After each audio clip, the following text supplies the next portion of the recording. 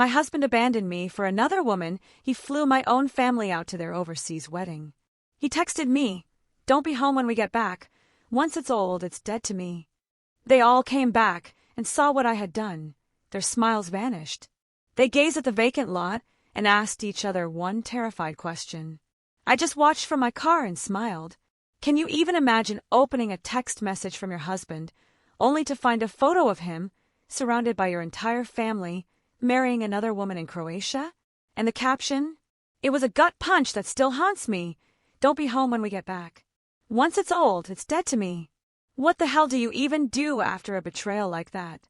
I stared at that message, frozen for what felt like an eternity, but was probably only 3 agonizing seconds. My eyes flicked up, across the street, where a demolition crew was systematically tearing down an old building, floor by agonizing floor. Controlled demolition, they called it. And in that moment, a chilling clarity hit me. An absolute, undeniable truth. They wanted me gone. Fine. But I was going to make damn sure there was nothing left for them to come back to. The photo was still burning a hole in my screen. I zoomed in, studying every single detail like it was some kind of architectural blueprint for my own destruction. There was Samuel, my husband of 12 years, right in the center, in a tuxedo I'd never seen before. Expensive, perfectly tailored, the kind of suit that costs at least $3,000. Next to him, Clara Ashford, 28 years old, blonde hair, soft waves, a white dress that probably came from some high-end boutique in Boston, one I'd walked past 100 times but never entered because, honestly, I was too busy working, building our future. But it wasn't Samuel, or even this new woman, Clara, that made my hands clench so tight around my phone, I thought I'd crack the screen. It was everyone standing behind them.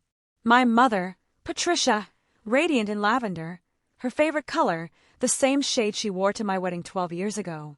She was beaming at the camera, champagne glass raised high, looking happier than I'd seen her in years.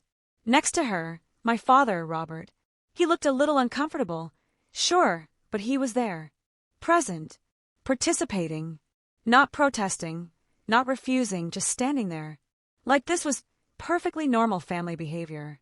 And my sister, June, she was holding a bouquet, an actual bouquet, like she was part of the wedding party. The same sister who'd spent the last year telling me I needed to be more supportive of Samuel's career, more understanding when he worked late, more flexible when he canceled our plans.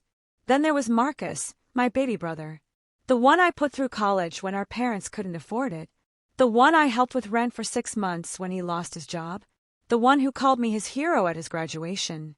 He was grinning in that photo, absolutely beaming, like attending my husband's wedding to another woman was just another fun family vacation. I sat there, in my car, outside the Meridian Tower construction site, the phone heavy in my lap. I was trying to process it, trying to make it make sense. But it didn't. None of it made sense. Across the street, the demolition crew worked on a condemned 1960s office building. I'd been watching them for 3 days. No explosives. This was surgical. Controlled. They removed windows first, then interior walls, then support beams. Floor by floor, section by section. A carefully orchestrated collapse. The foreman stood near the perimeter fence, tablet in hand, monitoring every single strike of the excavator. Nothing was random. Nothing was emotional. It was pure, calculated precision. That's when it hit me. The clarity. Absolute. I opened my phone's photo gallery, scrolling backwards. 12 years of my marriage, laid out in digital form. Our wedding day, Samuel looking at his phone during the reception. Our 5th anniversary trip to Maine, him disappearing for hours, claiming work calls. Last Christmas, he insisted we spend it apart because he needed space to think. Every vacation where he was physically present, but mentally a million miles away. Every dinner where he checked his messages under the table. Every late night at the office that I believed, without question. I'd been busy building our future, you know. While he was building an exit strategy. Samuel Vaughn, my husband, regional sales manager for a tech company. That's what he told people. That's what I told people. But regional sales apparently involved a lot of hotel rooms and very few actual sales reports. I never questioned it because I was too busy running my architecture firm. Too busy designing buildings and managing clients and working 80-hour weeks to notice that my husband was designing a completely different life for himself. Clara Ashford. She worked in his office. Marketing coordinator. I'd met her once at a company holiday party 2 years ago. She seemed nice, quiet, forgettable, honestly. I remembered thinking she looked young. Too young to be taken seriously in a professional environment. Now I understood. She wasn't hired for her marketing skills. We never had children, you know. Samuel always said the timing wasn't right. We should wait until the business was more stable, until we had more money saved, until we traveled more, until. I believed him because I wanted to believe him. I thought we were partners, building toward the same future. But he wasn't waiting for the right time with me. He was waiting for her. My phone buzzed again. A notification. Instagram. Samuel had posted the photo publicly. The caption read, "Starting our forever in paradise, surrounded by the people who matter most." The people who matter most. I wasn't in that photo. I wasn't in Croatia. I wasn't anywhere in his new life. I was home, in Boston, sitting in my car, outside a construction site, reviewing blueprints for the Meridian Tower. The biggest commercial project of my career. The project that would define my firm's reputation. The project I'd been pouring myself into for 9 months, while my husband planned his wedding to someone else. The demolition crew across the street brought down another section of the building. The excavator's arm swung precisely, connecting with a load-bearing wall. The structure groaned, buckled, then collapsed inward, exactly as planned. I watched the dust rise and settle. Then I opened my text messages and typed, "Enjoy Croatia. I'll make sure everything's handled."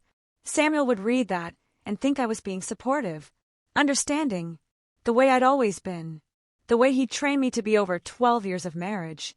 But I wasn't being supportive. I was being strategic. I scrolled through my contacts and found Nicole Ferrara, my attorney, the woman who'd helped me structure my LLC when I started my firm. The woman who'd insisted, 5 years ago, that Samuel sign a post-nuptial agreement when I expanded the business. The woman I'd kept on retainer, even though Samuel thought it was paranoid. She answered on the second ring. "Hazel, what's wrong?" I didn't waste time with explanations. "How fast can we move?" There was a pause. Nicole was sharp. She didn't need details to understand tone. "How fast do you need?" I looked at the photo again. Calculated the timeline. They land in 9 days. Nicole's laugh was low. Predatory, almost. The sound of someone who'd built a career destroying unfaithful spouses in court. "Then let's build you a beautiful new life in 8. I hung up and sat there for another moment, watching the demolition crew pack up their equipment for the day. The building that had stood for 60 years was now just rubble and rebar. By tomorrow, it would be hauled away. By next week, the lot would be cleared, ready for something new. Controlled demolition. That's what they called it. And that's exactly what I was about to do. I didn't sleep that night. Instead, I sat at my kitchen table with a legal pad and I started writing. Lists. Timelines.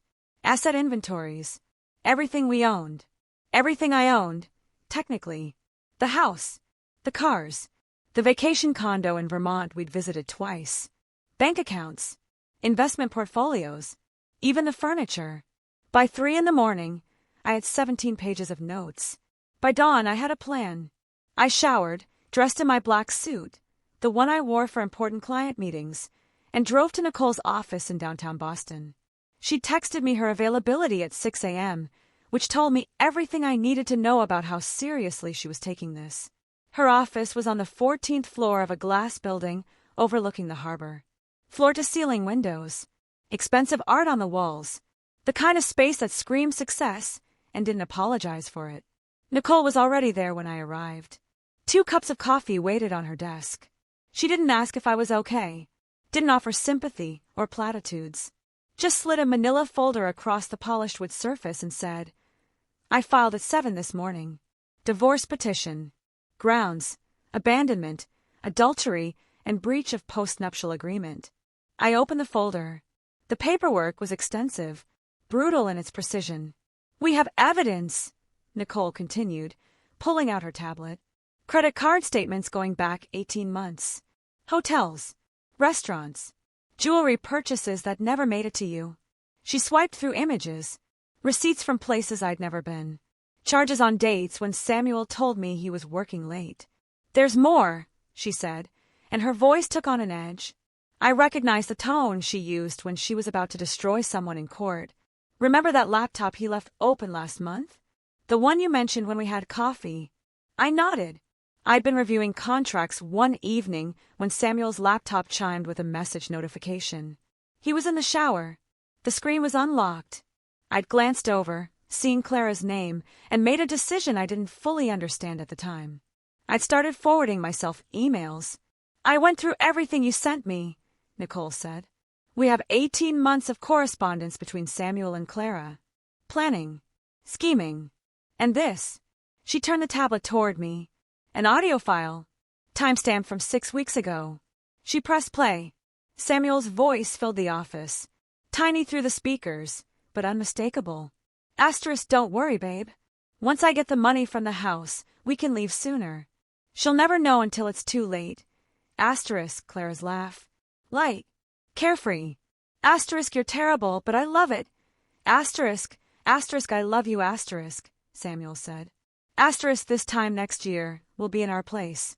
She'll still be in that office, working herself to death, and we'll be living our actual lives." Nicole stopped the recording. I sat there, staring at the tablet, feeling nothing. Absolutely nothing. The words should have hurt, should have made me angry, should have done something. But I just felt cold. "He'll be served tomorrow morning at his office," Nicole said. 9 a.m. sharp. I'm having a process server hand-deliver the papers in front of his colleagues, including Clara. I looked up at her. "Is that necessary?" Nicole's smile was sharp. "You're paying me to win, Hazel. Not to be nice." I signed the papers without even reading them. Nicole had never steered me wrong. 5 years ago, when I'd expanded my firm and brought her on retainer, she'd insisted Samuel sign a post-nuptial agreement. I had resisted at first. It felt unromantic. Cynical. Like I was planning for failure. You're not planning for failure, Nicole had told me. You're protecting what you've built. There's a difference. Samuel had signed it without reading.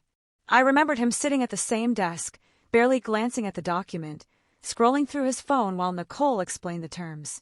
He'd seemed annoyed by the whole process, impatient. Now I understood why. He'd already been planning his exit. The post-nup just made it more complicated. After signing, Nicole and I spent the next 3 hours going through finances. She had her assistant pull up every account, every asset, every line item from the past 12 years of our marriage. Our joint checking account. My deposits totaled $673,000. Samuel's deposits. They totaled $3,400. I stared at that number for a long moment. $3,400. Over 12 years. Where did his salary go? I asked, my voice flat.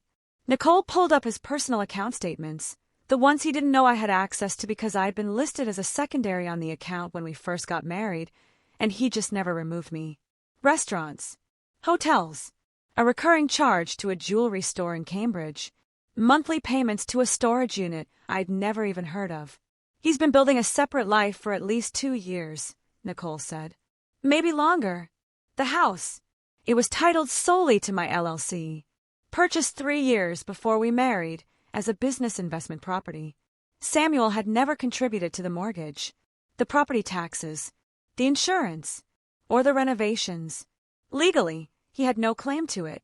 The cars, both registered to my business. Company vehicles. The Vermont condo, purchased through the LLC. Samuel had never made a single payment. He owns nothing, Nicole said flatly. According to the post-nup, any assets purchased or maintained during the marriage using your business income remains solely yours. He signed away any claim to marital property beyond what he directly contributed. So, the $3,400, I said, a dry laugh escaping me, is all he's legally entitled to. I had Nicole liquidate our joint accounts that afternoon. Every dollar I deposited over 12 years moved to a new account, in my name only. I left Samuel exactly $3,400. Fair is fair, right? When I got home that evening, the house felt different. Not because of what was missing, but because of what I now understood had never really been there. I walked through the room slowly, seeing everything with new eyes. The living room furniture I'd chosen and paid for. The kitchen appliances I'd researched and installed. The artwork on the walls, from galleries I'd visited alone because Samuel was always too busy. His side of the closet was empty. He'd packed for Croatia, but left everything else behind. His winter coats, his work clothes, his shoes lined up neatly. On the rack I bought him 3 Christmases ago. He assumed he'd come back to it, that I'd still be here waiting. That this house, this life, would be his safety net while he figured out his new life with Clara. I started packing his belongings into boxes, methodically, without emotion. His clothes went into donation bags. His vintage movie poster collection, the one he claimed was worth thousands, got carefully rolled and packed. Let him come back for it if he wanted it that badly. But something told me he wouldn't. By day 2, the boxes were piled high in the garage. I called Goodwill. They'd pick everything up on Friday. Mrs. Kowalski caught me loading the last bag into my car that afternoon. She was in her garden, pruning roses, but I knew she'd been watching. "Spring cleaning," she called, walking over. I forced a smile. Something like that. She looked at the boxes, then at me. Her expression shifted.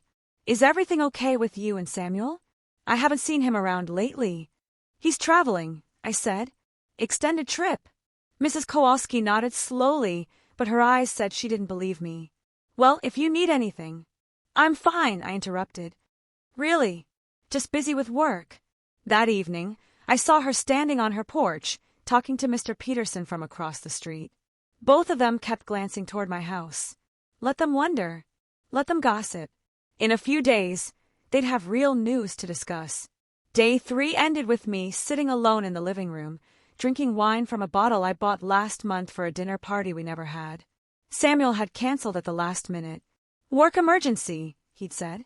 I pulled out my phone and opened Instagram. Samuel had posted again. More photos from Croatia. Him and Clara on a sailboat, sunset behind them, her hand on his chest, his arm around her waist. "And my mother," she'd commented, "beautiful couple. So happy for you both." My sister, June, had tagged herself. "Best family vacation ever." #blessed. They were performing happiness, broadcasting it, making sure everyone saw it. While I sat here, in the house I'd bought, drinking wine I'd paid for, surrounded by furniture I'd chosen, systematically dismantling the life they assumed would be waiting when they returned. I didn't cry. I was done crying. Instead, I opened my laptop and started researching demolition companies in the Boston area. Westwood Demo and Excavation had a 5-star rating and a waiting list 3 months long. I called them anyway. The man who answered sounded tired. "We're booked solid through January. If you want to leave your information." "I need a house demolished in 5 days," I said. "Full teardown. I'll pay double your rate." There was a pause. "Ma'am, permitting a loan takes 4 to 6 weeks. We can't just. I'll have the permits by tomorrow afternoon." Another pause, longer this time. "What's the address?" I gave it to him. Heard typing on the other end. "That's a historic property," he said. 1920s colonial. Beautiful structure, from the listing photos. "You sure you want to tear it down?" "Positive." More typing. "Then let me talk to Jack. He'll call you back within the hour." Jack Morrison called me 43 minutes later. His voice was rough, weathered by decades of shouting over machinery. "My guy says you want a demo in 5 days, with permits handled by tomorrow. That's not how this works." "It is if you want the job," I said. He laughed. Not amused, just surprised. "Lady, I've been doing this for 30 years. Nobody gets permits that fast. Not even developers with city council connections. I'm an architect," I told him. "I've designed half the commercial buildings going up in Boston right now. I know every planning commissioner by name. I know which ones owe me favors. The permits will be ready by 2 p.m. tomorrow." Silence. Then, "You're serious?" "Completely." "Why the rush?" I could have lied. Could have said I had buyers lined up or development plans ready. But something about Jack's directness made me answer honestly. "My husband married someone else last week while I was home working." Took my entire family to Croatia for the wedding. Now they're coming back expecting everything to be exactly as they left it. Jack was quiet for a long moment. Then, what time tomorrow works for you? We met at the house at 10 the next morning. Day 4. Jack pulled up in a pickup truck that had seen better decades. Climbed out wearing work boots and a flannel shirt that had more paint stains than original fabric. He walked the property slowly, studied the foundation, checked the roofline, examined the walls, took photos and measurements and notes on a clipboard that looked like it had survived multiple construction sites. Solid structure, he said finally. Great bones. You could renovate this. Flip it for $3 million easy. I don't want to renovate it. He looked at me. Really looked. Not the way men usually looked at me in business meetings. Assessing, calculating, trying to figure out angles. This was different. Like he was trying to understand something that didn't make logical sense. You know, once it's gone, he said. No getting it back. I know. He nodded slowly, wrote something on his clipboard. With expedited permits, we can start tomorrow morning. Demo takes about 8 hours for a house this size. Debris removal another day. You'll have an empty lot by Friday evening. How much? $47,000. That's with a rush job premium.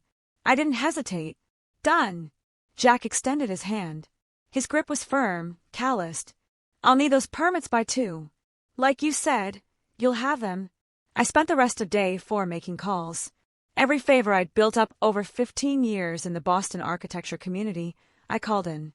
Planning commissioners I'd worked with on zoning appeals. Building inspectors who'd fast-tracked my projects. City officials I'd helped with pro bono designs for public spaces. By 1:30, I had every signature I needed. By 2, Jack had the permits in hand. I'll be damned, he said, looking at the paperwork. You actually did it. I told you I would. He folded the permits, tucked them in his truck. We start at 6 a.m. You want to be here. Wouldn't miss it. After Jack left, I went back inside the house. I needed to finish clearing Samuel's home office. Most of his stuff was already boxed, but his filing cabinet remained. I opened the bottom drawer and found a folder tucked in the back. Manila, unlabeled, hidden behind tax returns from 6 years ago. Inside were loan applications. 4 of them. All denied. All dated 6 months ago. Applications for a second mortgage on the house. My house. The one owned by my LLC. I read through each one carefully. Samuel had listed himself as sole owner. Had forged my signature on the initial documentation. Had claimed the property was jointly owned and that I'd verbally agreed to the loan. All denied, of course, because the title search showed the house belonged to my business, not to Samuel, or to us jointly. But he tried. He'd actually tried to steal equity from my property to fund his exit. I found more in the folder. Printed emails between Samuel and Clara. Asterisk Samuel, the loan got denied again. Her name is on everything. I don't know how to get around it. Asterisk Clara. Can't you just forge her signature on a sale agreement? Asterisk Samuel, too risky. But don't worry, babe. Once I get the money, we can leave sooner. She'll never know until it's too late. Asterisk Clara, you're sure she won't fight the divorce? Asterisk Samuel, she won't. She's too busy with work to notice what's happening. By the time she realizes I'm serious, we'll be gone and she'll be stuck with the legal bills. Asterisk, I photographed every page. Sent them to Nicole. She called back within 2 minutes. Hazel, this is fraud. Attempted fraud at minimum. You forged your signature on legal documents. That's a felony. Add it to the divorce filing. I'm adding it to everything. This changes the whole case. He's not just a cheater. He's a criminal. I hung up and sat there in Samuel's office. The room I designed for him. The desk I bought him. The chair I'd assembled while he was out on one of his many business trips. He hadn't just been planning to leave me. He'd been planning to rob me. My phone rang. Emily's name flashed across the screen. I almost didn't answer, but Emily had a way of knowing when something was wrong. If I ignored her, she'd just show up at my door. I answered. Where are you? She said. No hello. No preamble. Home. I'm coming over. Emily, I'm fine. I saw the demolition permits posted on the city planning site. I saw your name on them. I'm coming over. Don't argue. She hung up. 20 minutes later, she was at my door with Thai food and wine. Emily Chin was my oldest friend. We'd met in architecture school, survived brutal professors and all-night design studios together. She'd been at my wedding, had been the one person who'd quietly asked if I was sure about Samuel. I should have listened to her then. She pushed past me into the kitchen, set down the food, opened the wine without asking, and poured 2 glasses. Talk, she said. So, I told her everything. The photo, Croatia, my family, the plan, the demolition scheduled for tomorrow morning. Emily listened without interrupting, but her face shifted from concern to something else, something close to fear. Hazel, she said finally, what are you doing? What I should have done years ago. You're tearing down your house. It's my house. I can do what I want with it. That's not. Emily stopped, started again. I get why you're angry. I get it, but this feels extreme. This feels like you're not thinking clearly. I'm thinking more clearly than I have in 12 years. Emily set down her wine, reached across the table, took my hand. You're not a vindictive person. You're not cruel. This isn't you. Maybe it should be, I said quietly. Maybe if I'd been less understanding, less accommodating, less willing to believe every lie he told me, he wouldn't have thought he could do this.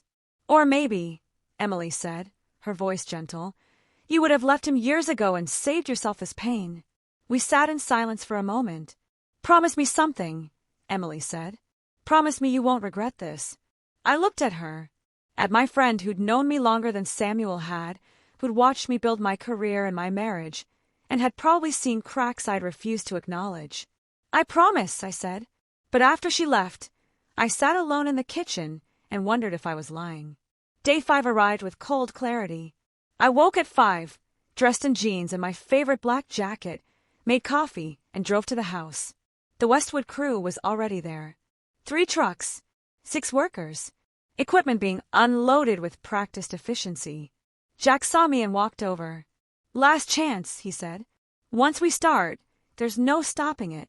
I looked at the house, at the windows I'd chosen, the door I'd painted, the porch where I'd sat countless evenings waiting for Samuel to come home. Start, I said. The machinery roared to life. Mrs. Kowalski appeared on her porch in a bathrobe, eyes wide. Other neighbors emerged.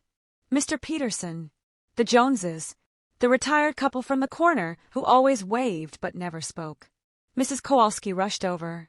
Hazel, what's happening? I smiled, took a sip of coffee. Renovation. Full demo. Starting fresh. But where will you live? I've made arrangements.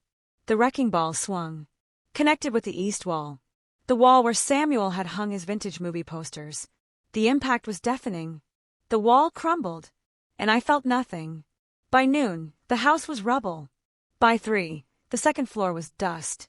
By sunset, there was nothing left but broken pieces scattered across the lot, like the remains of a life I no longer recognized. I stood there, watching, until the crew packed up their equipment and Jack approached, wiping his hands on his jeans. You okay? He asked. I didn't know how to answer. I felt empty, lighter, free, terrified, all of it, all at once. Yeah, I finally said. I think I am. Jack nodded. Didn't push. We'll be back tomorrow morning at 6 to haul the debris. Should have the lot cleared by evening. I thanked him and watched his truck disappear down the street. Then I stood alone in the growing darkness, staring at what used to be my home. Day 6 arrived with gray skies and the rumble of debris removal trucks. I was there at dawn again. Couldn't stay away. Needed to see every piece of it disappear. The crew worked with mechanical efficiency. Front-end loaders scooped up chunks of what used to be walls and floors and ceilings. Dump trucks backed up, filled, drove away again and again. Each load carrying away another piece of 12 years. I watched the kitchen island get loaded into a truck. The marble countertops I'd chosen from a supplier in Cambridge. The custom cabinets I designed myself. We'd eaten our first meal in this house at that island. Takeout Chinese, because we were too exhausted from moving to cook. Samuel had toasted with a beer bottle. Asterisk to our future asterisk, he'd said. I wondered if he'd already been planning his exit then, or if that came later. The mantel went next. I'd hung our wedding photo there for 6 years before taking it down. I told myself it needed reframing. The truth was, I couldn't look at his smile anymore without wondering if it had ever been real. The deck we built 3 summers ago, the one where we were supposed to grow old together, drinking coffee and watching sunsets, was broken into pieces and hauled away by 11. By afternoon, the lot was nearly clear. Just dirt and scattered debris. The crew brought in a grader, leveled everything, smoothed it out. By evening, it was done. I stood at the curb, staring at the empty space where a $2 million home had existed 24 hours ago. A woman jogged past, stopped, looked at the lot, then at the neighboring houses, then back at the lot. "Didn't there used to be a house here?" she asked. I turned to her, kept my expression neutral. "Must be thinking of a different street." She frowned, clearly confused. "I could have sworn." She shook her head. "Never mind. Sorry." She jogged on. I watched her go and felt something close to satisfaction. It was working. I was erasing us. My phone rang. June's name flashed across the screen. I almost didn't answer, but curiosity won. "Hazel!" Her voice was bright, cheerful, completely oblivious to what she'd participated in. "We're having the best time. Croatia's gorgeous. You should see the beaches. The food is incredible. And the wedding was just... I got Samuel's text," I interrupted. Silence. Then, "Oh, that." Her tone shifted immediately. Less bright, more defensive. "Look," she continued, "we didn't want to get involved in your marriage problems. But Samuel said you two had been over for a while. He said you knew about Clara, that you'd both agreed to." "I agreed to nothing," I said. My voice came out colder than I intended. "He's lying to you. He's lying to all of you." June sighed. That exasperated sound she always made when she thought I was being difficult. "You always do this, Hazel. Always assume everyone's against you. But Samuel loves you. He needs something different now. Someone who makes him happy." The words landed like a physical blow. "Someone who makes him happy," I repeated slowly. "I made him happy for 12 years, June. I put you through college when Mom and Dad couldn't afford it. I helped them with house payments when Dad lost his job. I've held this family together while all of you, we have to go." She cut me off. "The reception's starting. We'll talk when we get back." "Okay." The line went dead. I stood there, staring at my phone, processing what had just happened. They weren't just attending his wedding. They were defending him. They'd chosen his side. All of them. I called Nicole. "I need to move faster," I told her. "They land in 3 days." "Already on it," she said. "Come to my office tomorrow. I have something you need to see." I met Nicole at her office on day 7. The skyline outside her windows was gray, with clouds threatening rain. She had a folder waiting, thicker than the others. "I did some digging on Clara Ashford," Nicole said, sliding it across her desk. "Turns out your husband has interesting taste in women." I opened the folder. Financial records, background checks, family information. Clara Ashford wasn't just some 28-year-old marketing coordinator living paycheck to paycheck. She came from money, serious money. Her father, Richard Ashford, owned Ashford Auto Group, a chain of luxury car dealerships across Massachusetts, 17 locations. Revenue in the hundreds of millions. Clara's trust fund, worth over $2 million. "She doesn't need Samuel's money," Nicole said. "But Samuel definitely needs hers." She flipped to another section. Bank statements showing wire transfers from Clara to Samuel over the past year. $10,000 in March, $15,000 in June, $25,000 in September, $50,000 total. What was he telling her? I asked. Nicole pulled up emails she'd subpoenaed from his account. Asterisk Samuel to Clara, "The house is almost paid off. Once the divorce is final, I'll have access to the equity. We can buy that condo in Miami you liked. Asterisk Clara to Samuel. How much equity are we talking? Asterisk Samuel. At least $1 million, maybe more. She doesn't pay attention to finances. She'll sign whatever I put in front of her. Asterisk. I read it 3 times. He's been conning her, I said slowly. Nicole nodded. Probably the same way he tried to con you, except Clara's family has money and connections. Her father's lawyers are already involved. They had her sign a prenup before the wedding. Samuel gets nothing if the marriage ends. Does he know that? I don't think so. Based on these emails, he thinks he's marrying into wealth.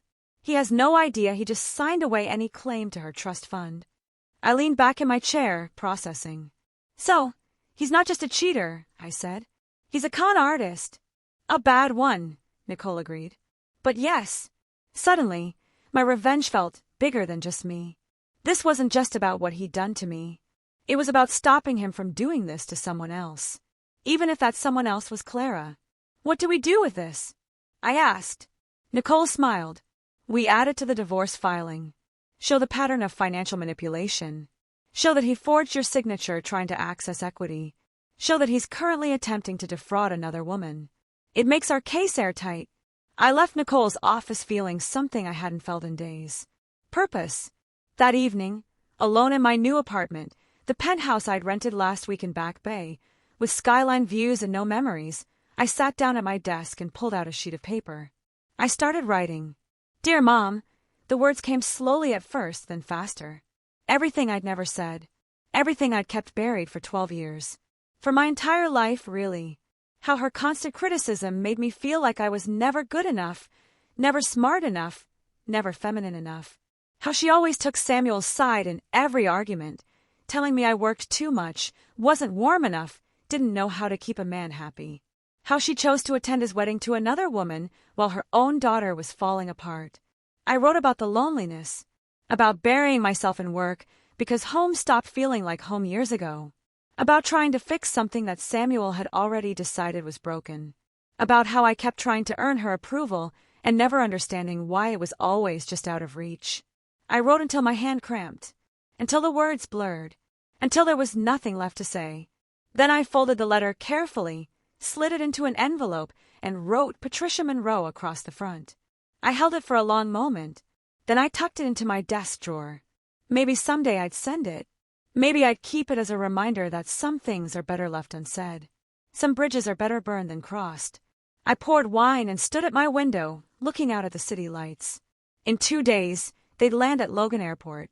In 2 days, they'd drive to the house, expecting everything to be exactly as they left it. In 2 days, they'd see what I'd done, and I'd be watching. Day 8 began with paperwork. I met Tom Brennan at a coffee shop in Cambridge, halfway between his office and mine. The kind of place with exposed brick and overpriced lattes that Samuel always complained about. Tom was already there when I arrived, sitting at a corner table with a leather portfolio and reading glasses perched on his nose.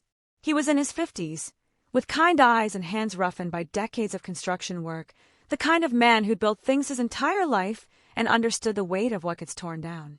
He stood when he saw me, shook my hand firmly. Hazel, good to see you. We sat. He opened the portfolio, pulled out the deed and transfer documents. This is a hell of a lot, he said, reviewing the papers one more time. Prime location, great zoning. I'm still surprised you're selling. Property like this doesn't come available often. I wrapped my hands around my coffee cup. The heat felt grounding. Time for a change, I said simply. Tom nodded. Didn't push. He signed where his attorney had flagged, then slid the documents across the table. I signed my name on 6 different pages. Witnessed. Notarized. Final. Just like that, $3.2 million transferred into my business account. Tom shook my hand again. Good doing business with you. And if you ever need architectural work for future developments, give me a call. I've seen your designs. You're good. I will, I said. Thank you. He gathered his papers, stood, paused. I hope whatever you're starting fresh from, I hope it's worth it. I watched him leave, then sat alone at that table for another 20 minutes, staring at the signed documents in front of me. The house was gone. The money was mine. Samuel and my family were returning tomorrow. There was no going back now. I drove to the parking garage where I'd left my car and sat behind the wheel for 20 minutes, hands gripping the steering wheel, breathing slowly, deliberately. I wasn't scared, but I wasn't entirely sure I was okay either. The penthouse I rented last week was in Back Bay. 17th floor. Floor-to-ceiling windows overlooking the city. 2 bedrooms, even though I only needed one. Modern kitchen with appliances I'd probably never use. The kind of place I'd always wanted, but never suggested to Samuel because he thought downtown living was too flashy and not practical. I'd moved in 3 days ago with the few things I'd taken from the house. My clothes, my laptop, my favorite chair from the home office. Everything else was new. Furniture I'd ordered online and had assembled by professionals. Dishes I'd never eaten off of. Towels that still had tags. It was beautiful. It was also completely empty of anything that felt like me. I was unpacking the last box, books, mostly, when my doorbell rang. Emily stood in the hallway, holding 2 bottles of wine and an expression that said she was prepared to stage an intervention. "We need to talk," she said, pushing past me into the apartment. She set the wine on the kitchen counter, surveyed the space with the critical eye of someone who'd known me for 15 years. "Nice place," she said. "Sterile, but nice. I just moved in 3 days ago. You've had time to make it feel like home." She opened one of the wine bottles without asking, poured 2 glasses, handed me one. "Except you're not trying to make it feel like home. You're hiding." I took the wine. "I'm not hiding. You're isolating," Emily said, settling onto my couch. "You're not answering my texts. You're not coming to yoga. You've canceled lunch 3 times. You're disappearing, Hazel." I sat beside her, stared out at the city lights beginning to glow in the dusk. "I am somewhere else," I said quietly. "The person I was, the one who believed in love and family and partnership. She's gone. She died when that photo came through. This," I gestured at the apartment, at myself, "this is what's left." Emily set down her wine, reached over and took my hand. "What if you regret this?" The question hung in the air between us. "Then I'll live with it," I said. "But at least it'll be my regret. My choice. Not his." Emily squeezed my hand. "I'm worried about you." "I know. I'm not saying what you did was wrong. I'm just saying." She paused, searching for words. "I'm saying make sure you're doing this for the right reasons. Not because you're hurt, not because you're angry, but because it's actually what you want." "It's what I want," I said. But even as I said it, I wondered if I believed it. Emily stayed for 2 more hours. We drank wine, talked about her work, her life, anything but mine. When she finally left, she hugged me tight at the door. "Call me tomorrow," she said. "After whatever happens, call me." I promised I would. That night, I couldn't sleep. I lay in my new bed, in my new apartment, staring at the ceiling, listening to the unfamiliar sounds of downtown traffic and my own thoughts spiraling. Tomorrow they'd land. Tomorrow they'd see. I must have drifted off around 2, because I woke at 3:17 from a dream that felt more real than the waking world. I was walking through the house, but not the demolished version. The complete version. Every room intact. Every piece of furniture in place. Samuel was there. Not the 40-year-old man who'd betrayed me. The younger version. The one I'd met at a mutual friend's party 16 years ago. The one who'd made me laugh. The one I'd fallen in love with. "Why are you doing this?" he asked. I tried to answer but couldn't form words. I walked through rooms, touching walls that no longer existed. The kitchen. The living room. The bedroom. My mother appeared in the kitchen, wearing that lavender dress. "You were always so cold, Hazel," she said. Her voice was gentle, but the words were knives. No wonder he left. I woke up gasping, tangled in the sheets, heart pounding. 3:17 a.m. I got up, poured water with shaking hands, stood at the window, looking out at Boston's sleeping skyline. Tomorrow they'd land. Tomorrow they'd see what I'd done. Tomorrow everything would change. I should have felt triumphant, vindicated, strong. Instead, I felt hollow. I picked up my phone, scrolled to Samuel's contact. My finger hovered over the call button. What would I even say? Asterisk, I demolished our house because you married someone else?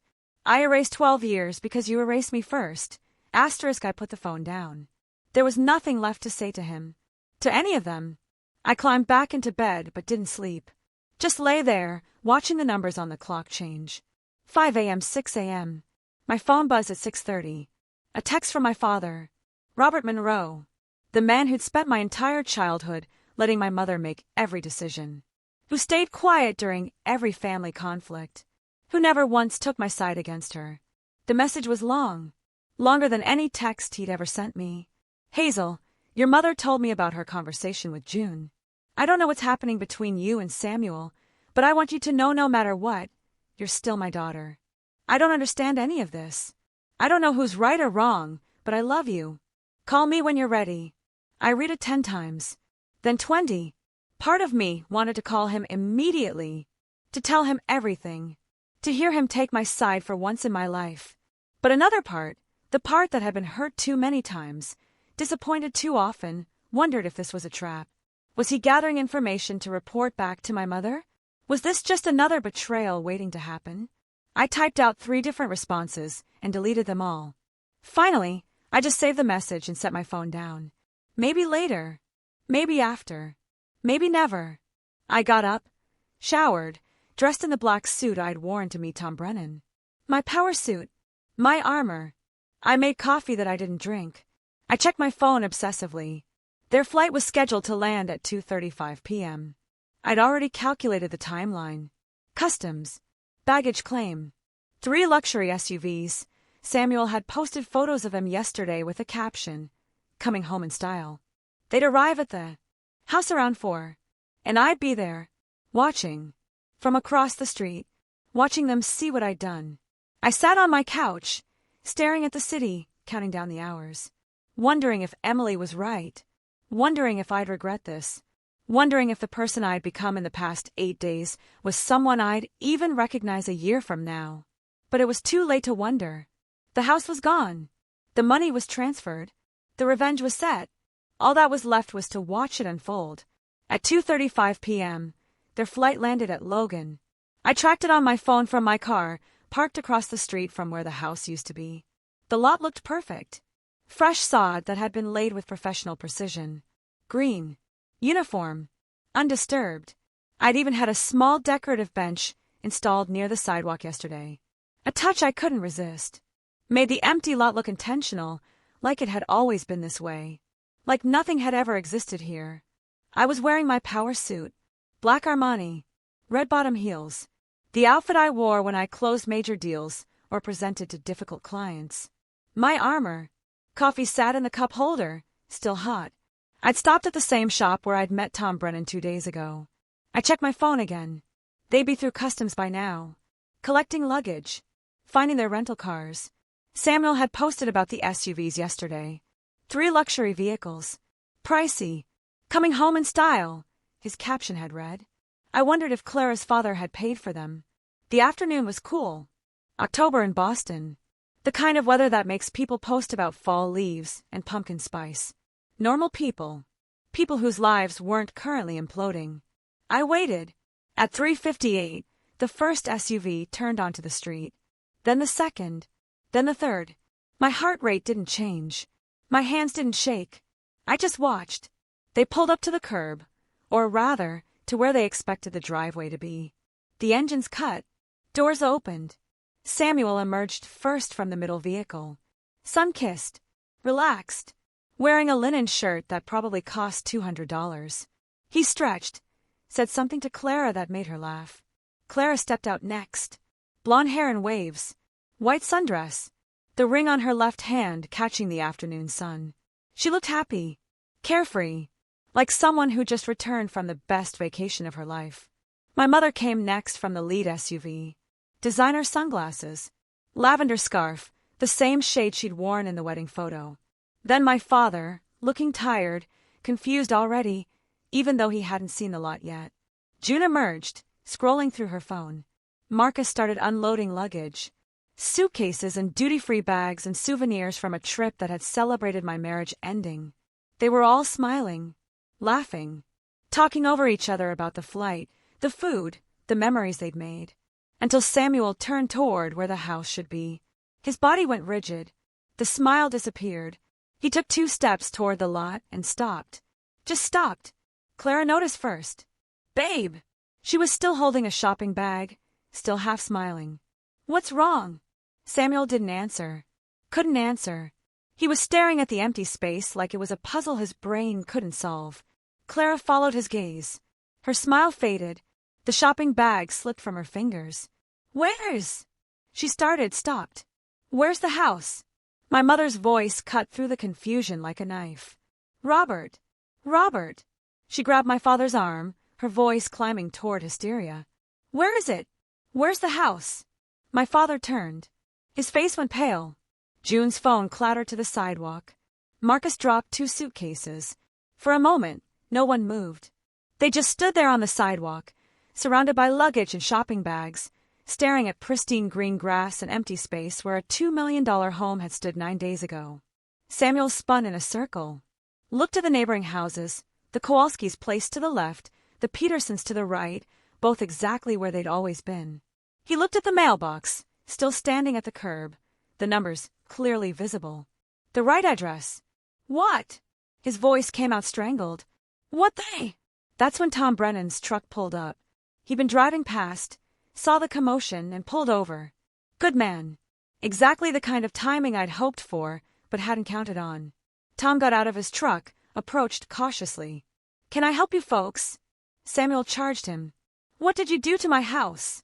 He was shouting now, veins bulging in his neck. Who are you? Tom held up his hands, genuinely confused. Whoa, buddy. I don't know what you're talking about. My house. Samuel pointed at the lot. There was a house here. Where is it? Tom glanced at the lot, then back at Samuel. I just bought this property yesterday. Legally, clean title. Empty lot. I don't know what. Empty. Samuel's voice cracked. It wasn't empty. There was a house. My house. My home. Tom pulled out his phone, pulled up the listing photos. The beautiful empty lot. The fresh sod. Potential. See, this is what I bought. You got the wrong address or something. My mother had started hyperventilating. June was on her knees, picking up her phone with shaking hands. Marcus just stood there, mouth open, looking between the lot and Samuel like he was watching a magic trick he couldn't figure out. That's when my mother saw me. I'd rolled down my window, elbow resting on the frame, coffee cup in hand. Just watching. Hazel! She shrieked it. Not like a name, like an accusation. Like a curse. What did you do? Everyone turned. I took a slow sip of coffee, set the cup down carefully, opened my car door and stepped out. I dressed for this moment like I was presenting to a board of directors. Everything deliberate, everything calculated. I walked toward them slowly, not rushing, not hesitating. 6 feet away I stopped, close enough to see their faces clearly, far enough to stay safe. Oh, hey everyone, I said. My voice was pleasant, casual, like I was greeting them at a barbecue. How was Croatia? Did you get my text about handling everything? Samuel stared at me. His face cycled through expressions too fast to track. Confusion, disbelief, dawning horror. You! He took a step toward me. Clara grabbed his arm, but he shook her off. You demolished our house. His voice cracked on the last word. I tilted my head slightly. Not our house, Samuel. My house. My business asset, owned by my LLC. And technically, I didn't demolish it myself. I contracted Westwood Demo and Excavation. Very professional crew. They finished ahead of schedule. You can't do that. His face was red now. Spit flying. That's illegal. I pulled out my phone, opened the folder Nicole had prepared. Screenshots of property deeds. Purchase documents. The post-nuptial agreement he'd signed 5 years ago without reading. Actually, I said calmly, per Massachusetts property law and the terms of our post-nuptial agreement, you remember signing that, right? You were so busy on your phone that day. I can do whatever I want with my solely owned business assets. The house was purchased by my LLC 3 years before we got married. You never contributed to the mortgage, the taxes, the insurance, or the renovations. Legally, you had zero claim to it. I turned to Clara for the first time. Really looked at her. She was pretty, yes. That sounds like a you problem, I said. But congratulations on your wedding. Beautiful photos. I especially love the one of my mother wearing white to your ceremony. Very classy. Clara made a sound somewhere between a gasp and a sob. My mother stepped forward. Her face was twisted with rage and something else.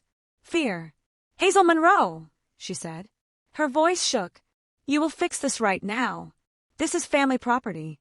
We helped. Did you? I interrupted. Did you help? Because I have 12 years of receipts that say otherwise. Every renovation, every repair, every property tax payment. Oh, mine. You helped by visiting for holidays and eating food I cooked and telling me I worked too much and wasn't a good enough wife. I'm your mother, and you went to his wedding. I pointed at Clara, while he was still married to me. You wore lavender. You smiled for photos. You toasted their future. So, let's not pretend family loyalty means anything coming from you. The silence that followed was absolute. Then Marcus found his voice. Hazel, come on. This is insane. You can't just... I already did, Marcus. My voice went cold. And just so we're clear, that college tuition I paid? Consider it repaid with interest in the form of this valuable life lesson. Don't betray the person who's been holding your life together. June was crying now. Mascara running. We didn't know that he was going to text me I was dead to him, that I should be gone when you got back. I pulled up the message, showed it to them. He sent this from the family group chat, the one I wasn't in anymore. You all saw it. You all knew. No one spoke. Guilty silence. Samuel's face had gone from red to white. The cars, he whispered. The accounts. All mine, I said. Company property, repossessed.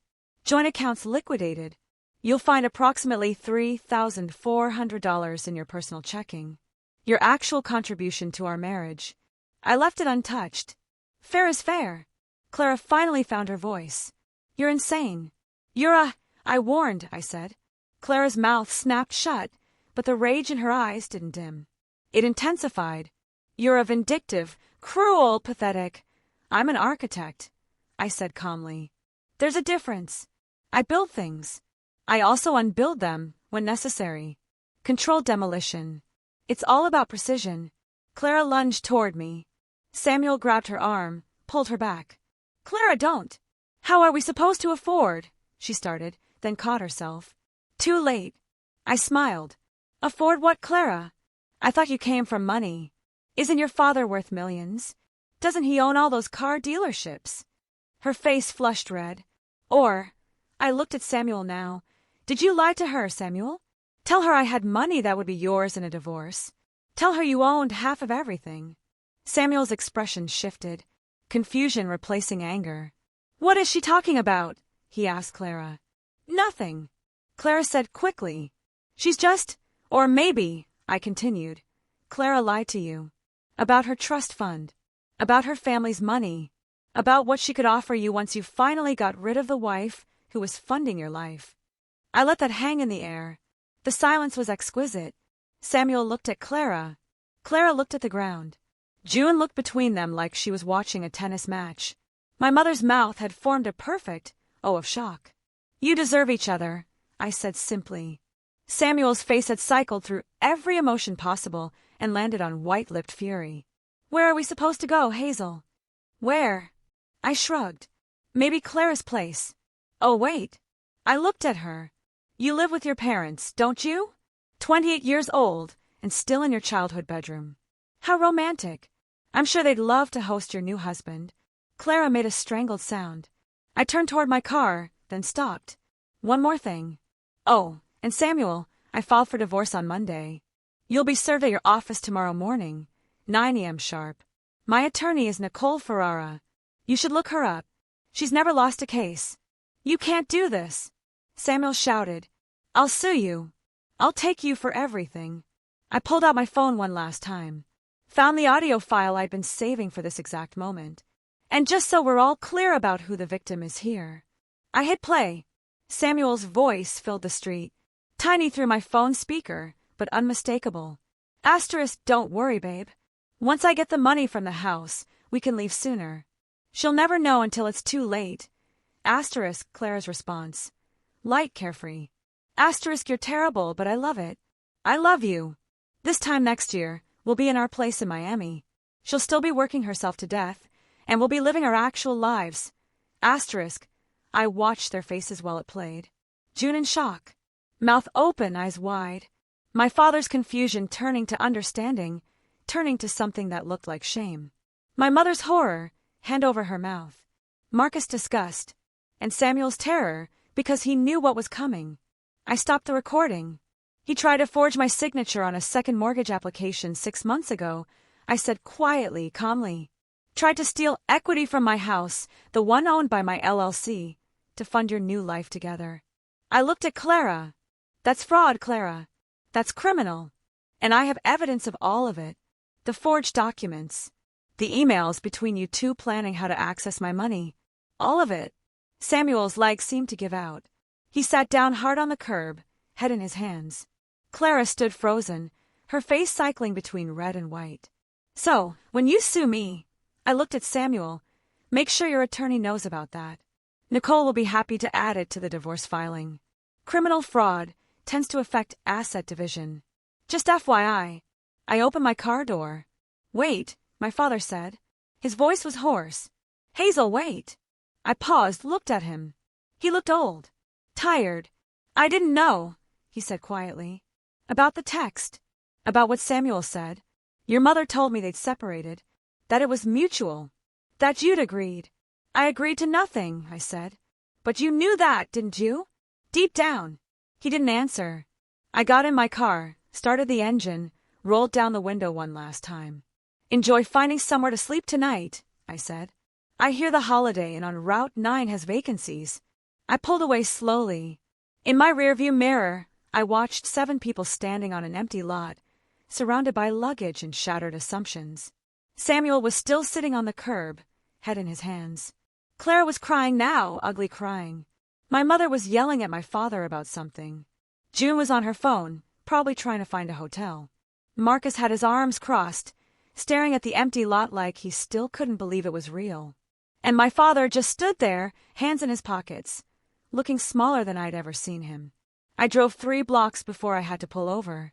My hands were shaking, not from fear or regret, from adrenaline, from the pure, undiluted satisfaction of watching them realize what they'd lost, what they'd thrown away, what they'd underestimated. I sat there for 10 minutes, breathing slowly, letting the shaking subside. My phone started buzzing. Calls. Texts. Dozens of them. I turned it off, drove back to my apartment in silence. When I got home, I poured a glass of wine, stood at my window, looked out at the city lights. I'd done it. I'd actually done it. The house was gone. The revenge was complete. They'd seen what I'd done. And I felt not triumphant, not victorious, just empty. Like I'd torn down the house, but couldn't figure out what to build in its place. I called Emily. She answered on the first ring. How did it go? I didn't answer right away. Hazel, she said. Are you okay? I don't know, I said finally. I did everything I planned. Everything went exactly how I wanted, but I don't know if I'm okay. Emily was quiet for a moment. Then come over. Right now. Don't argue. I went. Emily lived in a brownstone in the South End. 3rd floor, with plants on every surface and art on every wall. The kind of home that felt lived in. I knocked. She opened the door immediately, took one look at my face, and pulled me inside. Sit, she said, guiding me to her couch. I'm making tea. Don't argue. I sat. She disappeared into the kitchen. I heard water running, the kettle clicking on, cabinets opening and closing. I stared at a painting on her wall, blues and grays swirling together. I'd always liked it, but never really looked at it before. Emily returned with 2 mugs, sat beside me, didn't say anything, just waited. I did it, I said.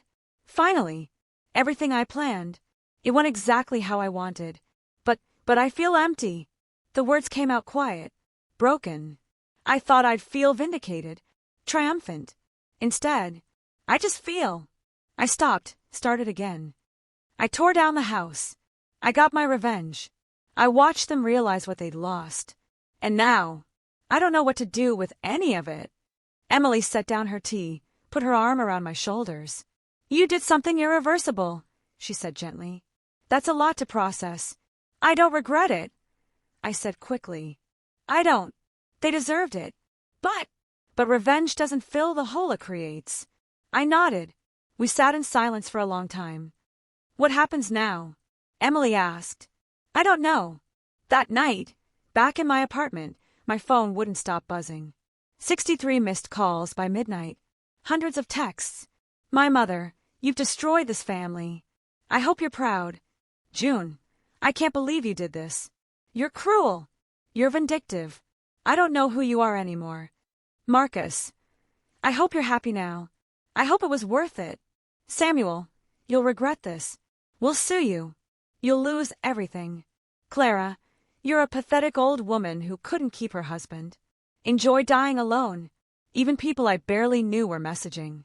Aunt Lorraine, who I hadn't spoken to in 5 years. Your mother is devastated. How could you be so selfish? Cousins, old family friends, people coming out of the woodwork to tell me what a terrible person I was. I blocked them all. Every number except my father's. His message sat at the top of my inbox unread. I poured wine with shaking hands, stood at my window, looked out at the city lights, and wondered if this was what victory was supposed to feel like. I didn't read my father's message that night, or the next day. I let it sit there, unopened, while I threw myself into work. The Meridian Tower project needed final approvals. I had 3 client presentations scheduled. My firm was busier than it had ever been, and I used that as an excuse not to think, not to feel, not to process what I'd done. But on the 3rd day, sitting in my office at 2 in the morning because I couldn't sleep, I finally opened it. Hazel, I'm staying at a hotel. Your mother won't speak to me because I said what you did was understandable, even if it was extreme. June won't return my calls. Marcus is furious. I don't know how to fix this family, but I want you to know I'm proud of you for standing up for yourself, for not letting them walk all over you. I should have done more to protect you growing up. I failed you and I'm sorry. If you want to talk, I'm here. Dad. I read it 5 times before I could breathe properly. Then I called him. He answered on the 2nd ring. Hazel, can we meet? I asked. Tomorrow. Yes. Anywhere. Name the place. We met at a coffee shop in Cambridge the next afternoon. Neutral territory. Away from memories. My father looked older than I remembered. Gray hair thinner, lines deeper around his eyes. He was wearing jeans and a sweater I'd never seen before. Not the clothes my mother usually picked out for him. He stood when he saw me. Hugged me tight. We sat. Ordered coffee. Didn't speak for a moment. Your mother is threatening divorce, he said finally. His voice was quiet, resigned. Because I won't condemn you. Dad, I said. I don't want to ruin your marriage. You didn't ruin anything, honey. He looked at me directly. I'm finally seeing clearly what's been broken for years. Maybe decades. Your mother has always needed someone to blame, someone to control, and I let her. I let her criticize you. I let her favor June. I stayed silent when I should have spoken up. You're speaking up now. He smiled sadly. 30 years too late. We talked for 2 hours. About my childhood. About how I'd always felt like I was trying to earn approval that never came. About how my mother's criticism had shaped me into someone who worked constantly, trying to prove I was good enough. About June. How she'd always been the favorite because she was easier, more compliant, less threatening. About Marcus. How I'd stepped into the role of provider because someone had to. I can't fix the past, my father said finally. But I'd like to be part of your future if you'll let me. I reached across the table, squeezed his hand. I'd like that, I said. It wasn't forgiveness. Not entirely. But it was a beginning. 6 months passed. The lot where my house had stood became the Monroe Heights development. 8 luxury townhouses. My design. My vision. The project attracted attention. Architecture magazines featured it. Industry publications interviewed me about the concept. Building modern luxury on historic lots. Honoring the past while creating something new. I didn't tell them the full story. Just the professional version. My firm's client list doubled, then tripled. I hired 3 new architects, including a young woman named Sarah Chin, who reminded me of myself at 25. Brilliant. Driven. Hungry to prove herself. I mentored her the way no one had mentored me. Taught her to negotiate, to value her work, to never let anyone make her feel small. Emily and I had coffee every Sunday. She never said, I told you so. But she did say, I'm glad you're okay, more often than necessary. My father and I had dinner once a month. He'd separated from my mother officially in January. Moved into a small apartment in Somerville with a view of the river. He seemed lighter, younger somehow, like he'd been carrying weight for decades and finally set it down. We didn't talk about June or Marcus. That bridge was burned and would stay burned. But we talked about everything else. His dreams of traveling, my plans to open a second office in New York, the life he was building in his 70s, the life I was building in my 40s. Healing wasn't linear. Some days I felt strong. Other days I woke up from dreams about the house and felt hollow. But the hollow days became less frequent, and the strong days became my foundation. On a Tuesday evening in late April, my phone buzzed with a message from an unknown number. I almost didn't open it, but curiosity won. "Samuel, I've had time to think. We made mistakes. Can we talk?" I stared at those words for exactly 3 seconds. Thought about the photo he'd sent from Croatia, the caption that called me dead, the house he tried to steal from me, the 12 years I'd given him while he planned his exit.